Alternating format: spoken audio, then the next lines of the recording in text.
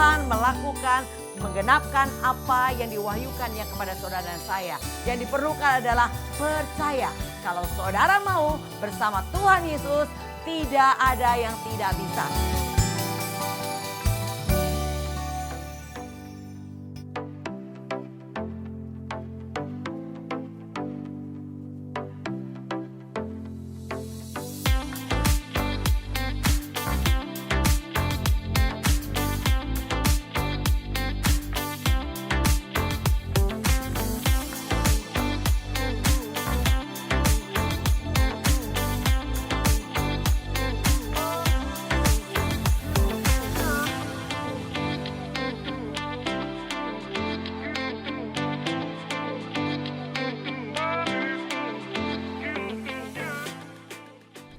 Shalom sahabat Berobos, salam jumpa kembali bersama GOB Generation of Breakthrough. Hari ini saya akan bawakan satu tema berbeda dengan dunia. Sebelumnya mari kita satukan hati berdoa. Nantinya kami naikkan syukur kembali kepada Tuhan untuk apa yang Tuhan percayakan kembali pada saat ini untuk kami menerima kebenaran firman Tuhan. Mari Allah Roh Kudus wahyukan hikmat dan pengertian buat kami mengerti isi hati Tuhan di penghujung akhir zaman ini. Berbicara Tuhan, kami siap mendengarkan dalam nama Tuhan Yesus. Haleluya, amin. Ya saudara, bacaan kita dari Amsal 25 ayat 21 sampai dengan 22.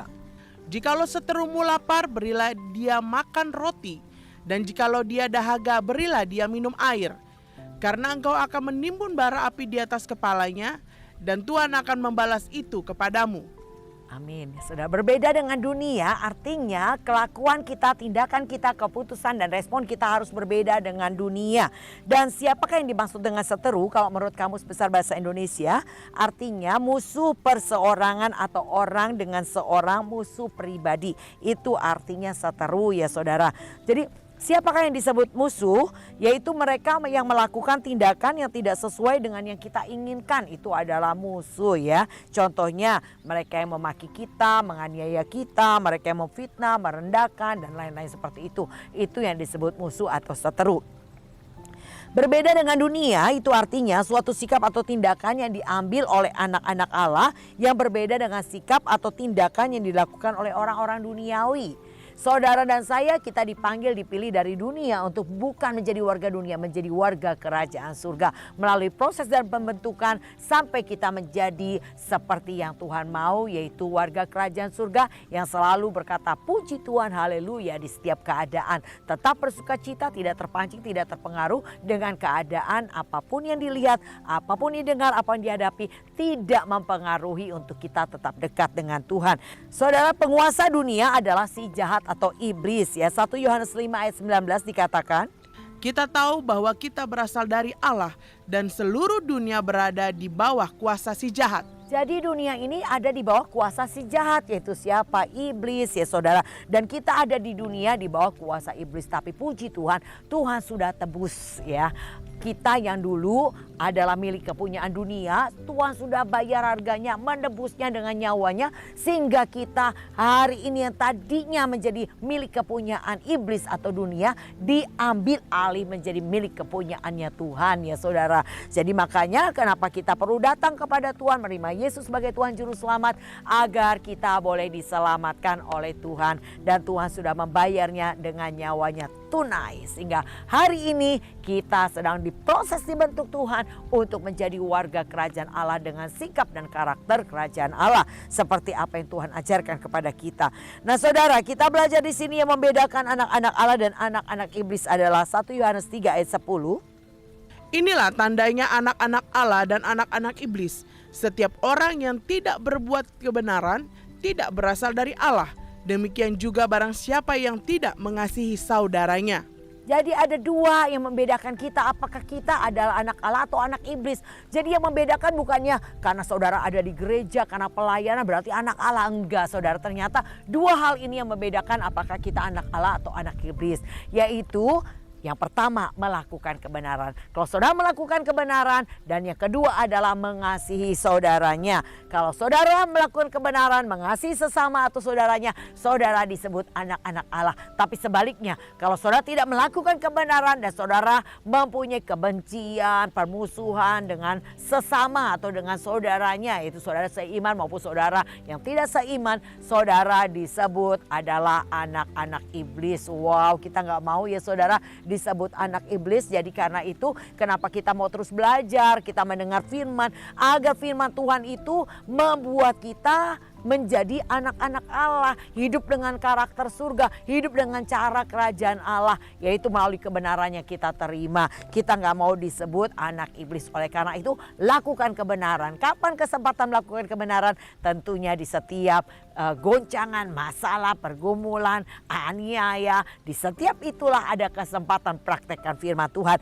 Maka dikatakan yang membedakan kita dengan dunia adalah tadi kita baca dalam Amsal 25 ayat 21 dan 2. Kalau seterumu lapar, artinya orang yang musuhin kita, orang yang aniaya kita, orang yang memfitnah kita, mereka dalam keadaan lapar, beri mereka makan. Mereka dalam keadaan haus, beri mereka minum. Nah, itu yang Tuhan mau kita berbeda dengan dunia.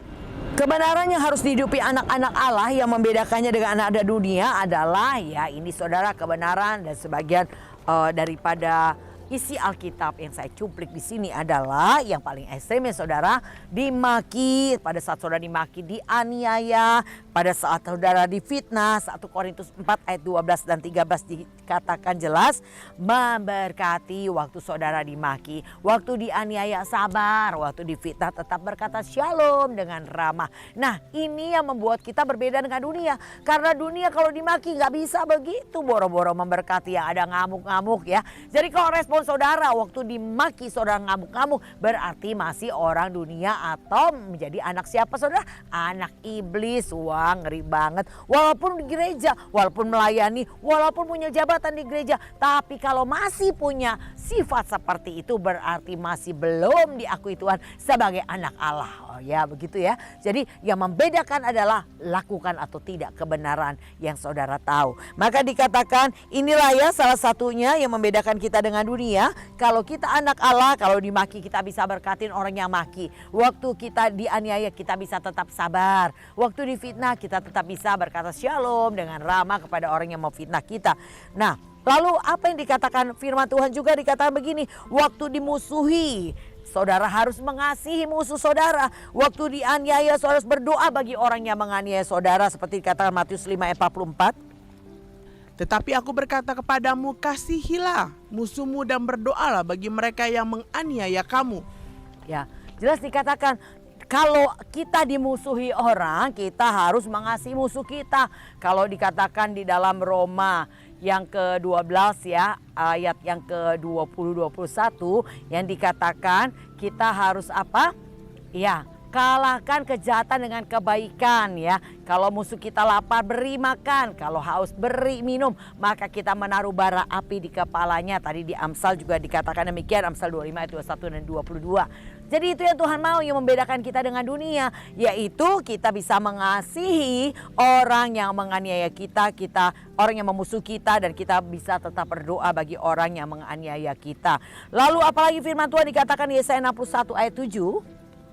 Sebagai ganti bahwa kamu mendapat malu 2 kali lipat, dan sebagai ganti noda dan ludah yang menjadi bagianmu, kamu akan mendapat warisan 2 kali lipat dari negerimu, dan sukacita abadi akan menjadi kepunyaanmu. Nah saudara, kalau saudara warga kerajaan surga, waktu diludahi, dipermalukan 2 kali lipat, respon saudara mengucap syukur. Kenapa? Karena ada janji.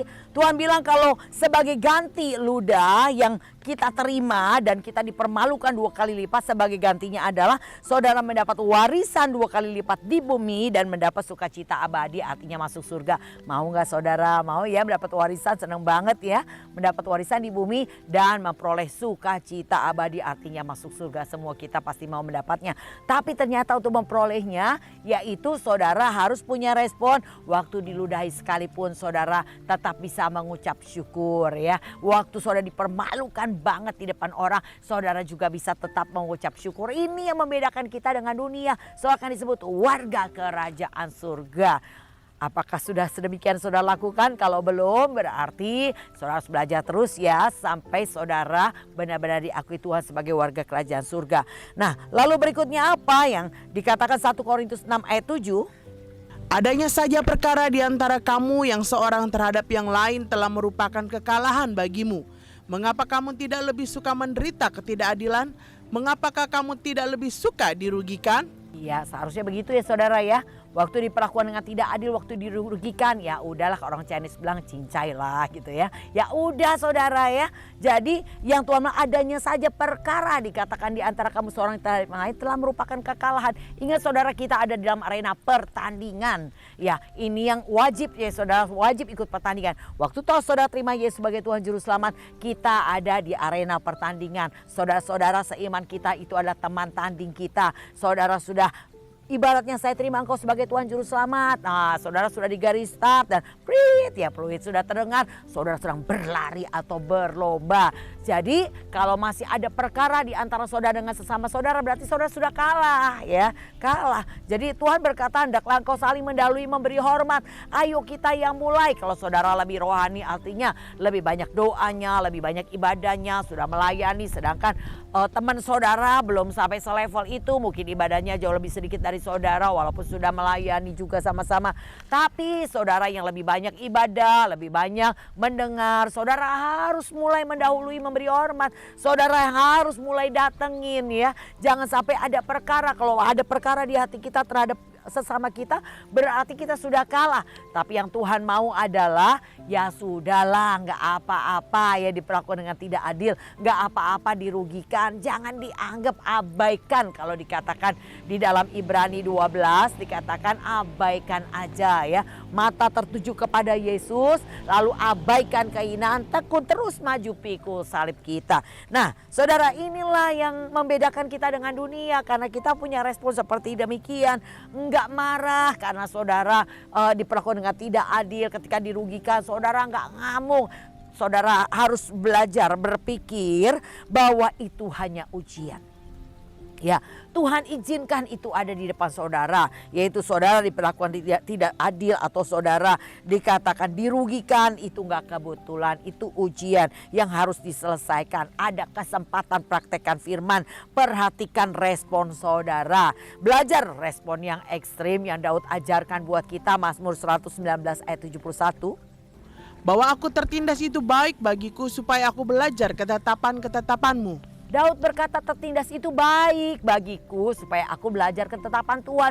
Jadi waktu mengalami tertindas, dirugikan dan diperlakukan dengan tidak adil, itu baik buat saudara dan saya supaya kita peroleh kesempatan praktek firman. Amin. Nah kalau saudara punya pola pikir demikian, saudara adalah warga kerajaan surga. Lalu berikutnya saudara, Ibrani 12 ayat 1. Karena kita mempunyai banyak saksi bagaikan awan yang mengelilingi kita, marilah kita menanggalkan semua beban dan dosa yang begitu merintangi kita dan berlomba dengan tekun dalam perlombaan yang diwajibkan bagi kita. Ya itu perlombaan saudara ya. Pada saat saudara dirugikan, diperlakukan dengan tidak adil, saudara anggaplah itu adalah pertandingan. Duluan praktekin firman Tuhan ya. Nah itu yang Tuhan mau. Dan 2 Timotius 3 ayat 10 di perikop atasnya berkata, iman bertumbuh dalam penganiayaan dan pembacaan kitab suci. Jadi iman saudara akan bertumbuh ketika ada penganiayaan ya. Dan mari kita praktekkan firman Tuhan, itu yang buat iman kita bertumbuh. Ketika kita mengalami aniaya, waktu kita datang sama Tuhan, melayani Tuhan, beribadah sungguh-sungguh, dianiaya itu katakan puji Tuhan. Itu kesempatan iman saudara dan saya bertumbuh. Jadi mari saudara terus biarlah kita makin diperbarui hari lepas hari. Pola pikir kita, paradigma kita, cara pandang kita semakin diperbarui. Yang penting saudara mau belajar terus. Dan dikatakan di sini, ketika saudara diperlakukan dengan tidak adil atau dirugikan, waktu saudara berpikir itu adalah ujian, itu adalah perlombaan, itu kesempatan iman kita bertumbuh, maka saya percaya respon saudara adalah respon yang menunjukkan saudara warga kerajaan surga. Dan berikutnya Ibrani 10 ayat 34 dikatakan demikian. Memang kamu telah turut mengambil bagian dalam penderitaan orang-orang hukuman, dan ketika harta kamu dirampas, kamu menerima hal itu dengan sukacita, sebab kamu tahu bahwa kamu memiliki harta yang lebih baik dan yang lebih menetap sifatnya. Iya, bisa nggak nih saudara ya, kalau saudara ada warga kerajaan surga, responnya harus begitu. Waktu harta dirampas, menerima dengan sukacita karena kita tahu kita punya harta yang menetap sifatnya di kerajaan surga. Nah, pola pikir demikian yang harus ada pada kita sebagai anak-anak Allah. Kita lakukan kebenarannya, ada kebenarannya berkata demikian. Waktu harta dirampas, ditipu ya, orang minjam duit nggak dibayar lagi sama kita ya. Nah, waktu kita ditipu, harta kita dirampas, Tuhan bilang bersukacita karena kita tahu bahwa kita punya harta yang lebih menetap sifatnya. Saudara berpikirlah demikian, kita ini seperti bank ya, dan seorang yang mempercayakan uangnya di bank yaitu kepada saudara. Lalu kalau dia mau minta uangnya dengan cara apapun harus mudah saudara mengeluarkannya. Jadi anggaplah demikian, Tuhan mempercayakannya kepada saudara berkat-berkatnya. Kalau Tuhan mau ambil dengan cara apa aja, bisa aja dengan orang lain dengan cara tadi, menipu saudara ya, meminjam nggak bayar kembali kepada saudara. Nah, kita harus belajar berpikir demikian, berarti Tuhan memang mau ambil milik kepunyaannya daripada kita kasih saudara ya. Tuhan sanggup menggantikannya. Percayalah, dikatakan kita punya harta yang lebih menetap sifatnya. Yang penting saudara harus yakin kita disertai Tuhan, bersama dengan Tuhan. Gak mungkin kekurangan ya saudara, kelimpahan yang Tuhan janjikan buat kita semua.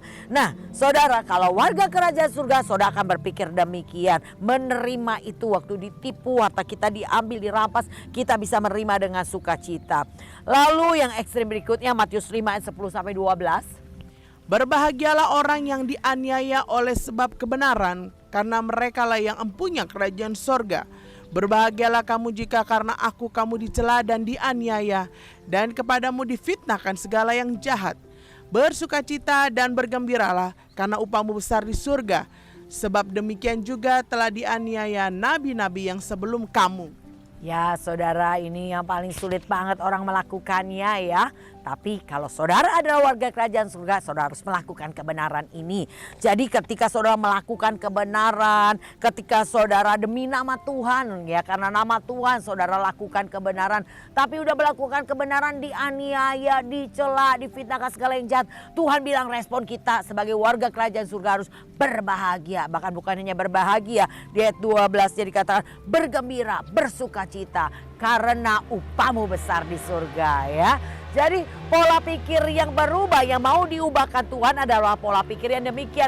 Pola pikir kerajaan surga. Tetap bersukacita, tetap bergembira, bahkan berbahagia. Ketika melakukan kebaikan, kebenaran, menghidupi karena nama Tuhan. Tapi saudara dicela, difitnahkan segala yang jahat. Amin.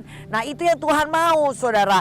Jadi kita introspeksi diri lagi. Sudahkah kita disebut warga kerajaan surga? Sudahkah kita disebut orang yang berbeda dengan dunia? Kalau saudara berbeda dengan dunia, saudara pasti lakukan kebenaran dan mengasihi sesama. Nah bagian kita adalah mau, maka Roh Kudus yang akan turut bekerja. Ingat, bukan kekuatan kita bisa praktekin firman Tuhan, tapi ketika saudara datang sama Tuhan, Roh Kudus akan menjadi penolong untuk mengingatkan apa yang harus kita lakukan dan memberi kekuatan atau turut bekerja untuk menolong saudara untuk mempraktekkan kebenarannya. Jadi saudara, melakukan setiap firman yang kita dengar dengan cara mengingat kembali itu adalah bagian Roh Kudus mengingatkan kita akan firman yang sudah kita dengar, firman Tuhan yang sudah kita dapat dan memampukan kita melakukannya. Nah tujuan semua itu adalah untuk melatih kita punya gaya hidup surga ya saudara. Untuk menjadi warga kerajaan surga harus dilatih, diproses, dibentuk untuk memiliki gaya hidup kerajaan surga. Dan Tuhan izinkan proses untuk melihat kemurnian hati saudara. Kalau saudara orang yang memiliki hati yang murni, walaupun mengalami proses-proses yang gak ngenakin, dimaki, dihina, dianiaya, direndahkan dan teman-temannya tadi, maka kita akan tetap melayani Tuhan. Ini adalah orang yang punya hati yang murni ya, tetap melayani Tuhan, tidak mengurangi, tidak mengundurkan diri, tapi tetap melayani Tuhan karena kita cinta Tuhan. Dan bukan hanya itu saja, tujuan semua itu yaitu proses-proses saudara adalah untuk menguji kepercayaan kita kepada Tuhan. Seberapa percayanya kita kepada Tuhan melalui proses yang ada. Kita harus percaya Tuhan izinkan untuk mendatangkan kebaikan.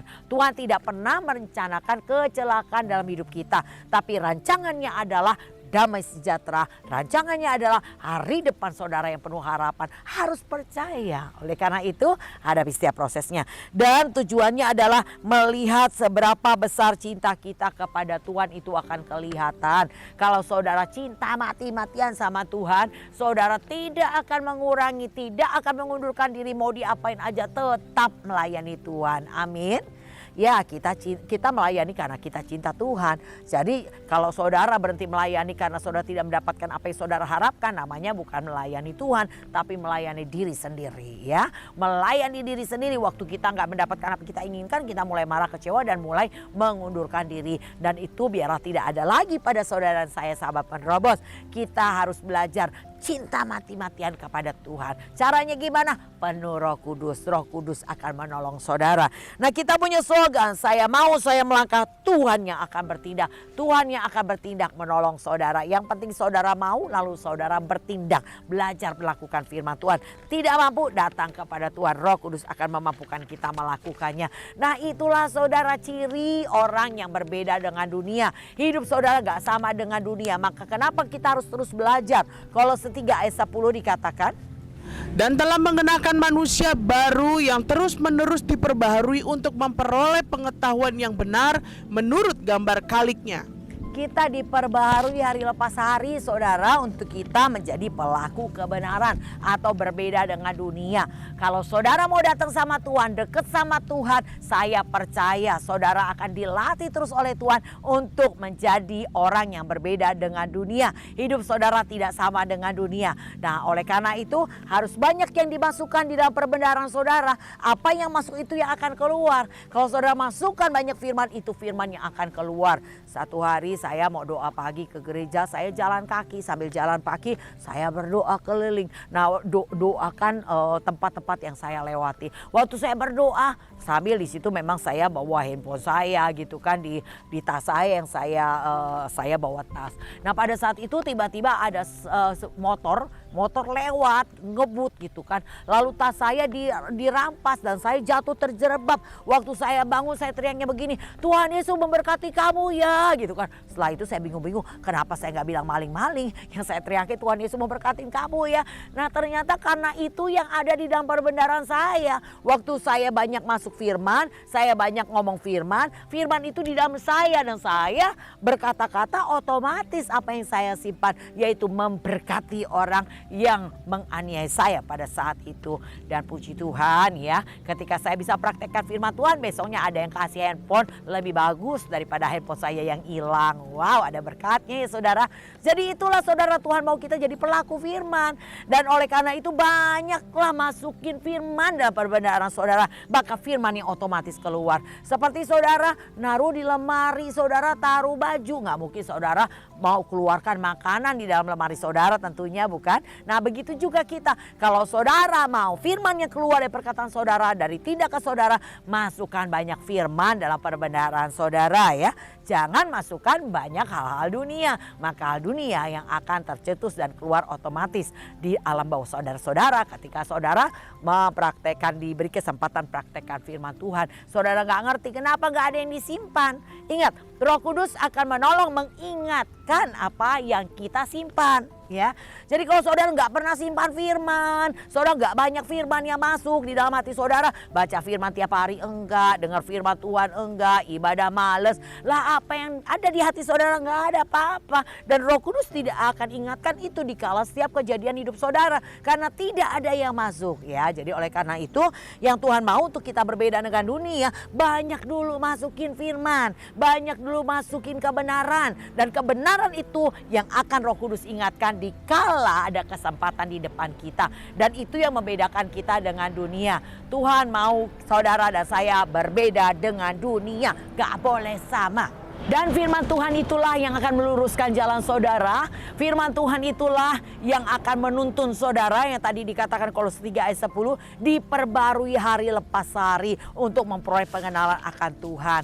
Nah, itu yang saudara, maka dikatakan ketekunan kitalah yang akan menghasilkan buah sempurna, utuh dan tidak kekurangan suatu apapun. Tekun apa? Tekun dengar firman, tekun baca firman, tekun praktek firman, dan itu akan membentuk gaya hidup kerajaan surga yang membuat saudara berbeda dengan dunia. Ingat, penguasa dunia adalah iblis. Kalau saudara nggak deket sama Tuhan, iblis akan tarik saudara makin jauh sama Tuhan, dan akhirnya saudara jadi pengikut iblis tanpa disadari, nggak pernah lakukan kebenaran, dan mulai banyak musuh di sekeliling saudara. Kecewa dengan si A, kepahitan dengan si B, marah dengan si C. Wah, hidup yang seperti itu hidup yang gak jelas ya saudara ya. Walaupun saudara ke gereja, walaupun saudara melayani, tetap gak jelas. Jadi orang yang tidak jelas. Jangan begitu saudara bikin enak Tuhan. Kadang-kadang semangat, wah kadang-kadang melempem ya. Gak boleh suam-suam. Tuhan bilang kalau mau panas-panas sekalian, kalau mau dingin-dingin sekalian ya.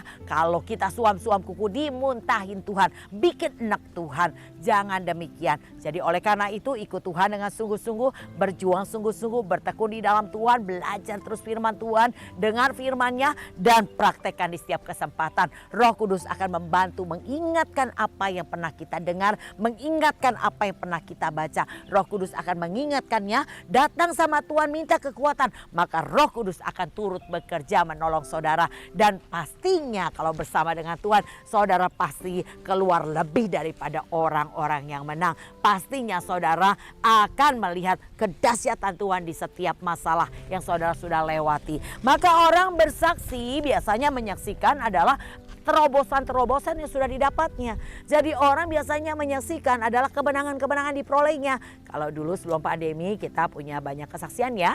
Banyak teman-teman yang berbagi kesaksian tentang bagaimana pertolongan Tuhan, kedahsyatan Tuhan, dan cara Tuhan menyembuhkan dan memulihkan. Yaitu mereka orang-orang yang sudah keluar sebagai pemenang yang menjadi saksinya Tuhan. Begitu juga saudara dan saya, hadapi setiap proses saudara, jangan pernah menyerah, jangan mengurangi, jangan pernah mundur. Maka banyak pengalaman-pengalaman yang Tuhan akan berikan buat saudara untuk mengenali kedahsyatan Tuhan, pertolongan Tuhan, penyertaan Tuhan, berkat-berkat Tuhan, membuat saudara wow, terharu dan terkagum-kagum sama Tuhan. Puji Tuhan, Tuhan Yesus memberkati sahabat penerobos. Berbeda dengan dunia, jangan sama dengan dunia, dan Tuhan mau melakukannya buat saudara, membedakan kita dengan dunia. Mari saudara, saya akan berdoa buat sahabat penerobos yang hari ini mungkin masih hidupnya tanpa disadari, ternyata masih menjadi orang dunia, menjadi siapa? Anak iblis. Walaupun ada di gereja tapi gak melakukan kebenaran, walaupun melayani Tuhan tapi mempunyai musuh yaitu sesamanya, ada kebencian, ada hati yang gak bisa ngampunin. Saya akan berdoa buat saudara. Mari angkat tanganmu. Bapak, saat ini hamba berdoa bagi sahabat penerobos yang saat ini tanpa disadari masih belum menjadi pelaku kebenaran, masih ada kebencian dengan sesama. Ya Tuhan, saat ini jamah-jamah dalam nama Tuhan Yesus, mari bangkitkan roh-Mu atas mereka. Buat kami semua dapat menjadi pelaku firman dan mengasihi sesama, sehingga Tuhan mengatakan bahwa kami adalah anak-anak Allah, kami adalah pengikut Tuhan, kami berbeda dengan dunia. Bapak, kami minta kuasa-Mu dalam nama Tuhan Yesus turun atas kami, dan kami diubahkan Tuhan dalam nama Tuhan Yesus. Haleluya. Demikian sahabat penerobos, biarlah menjadi berkat buat kita semua. Berbeda dengan dunia, jangan lagi sama dengan dunia. Tuhan akan memampukan untuk kita melakukannya. Mari saudara, saya mengundang kembali sahabat penerobos untuk bergabung bersama kami dalam komunitas pemuritan GOB. Catat nomor di bawah ini dan katakan, kami rindu bergabung dalam komunitas pemuritan GOB. Saya akan kasih linknya buat saudara. Kita bersama-sama terus belajar. Dan bagi saudara yang ketinggalan pelajaran-pelajaran kami, silakan saudara boleh buka YouTube dengan ketik sahabat penerobos. Kita terus semudahkan menjadi penerobos-penerobos yang tidak terhentikan. Tuhan Yesus memberkati. Salam GOB.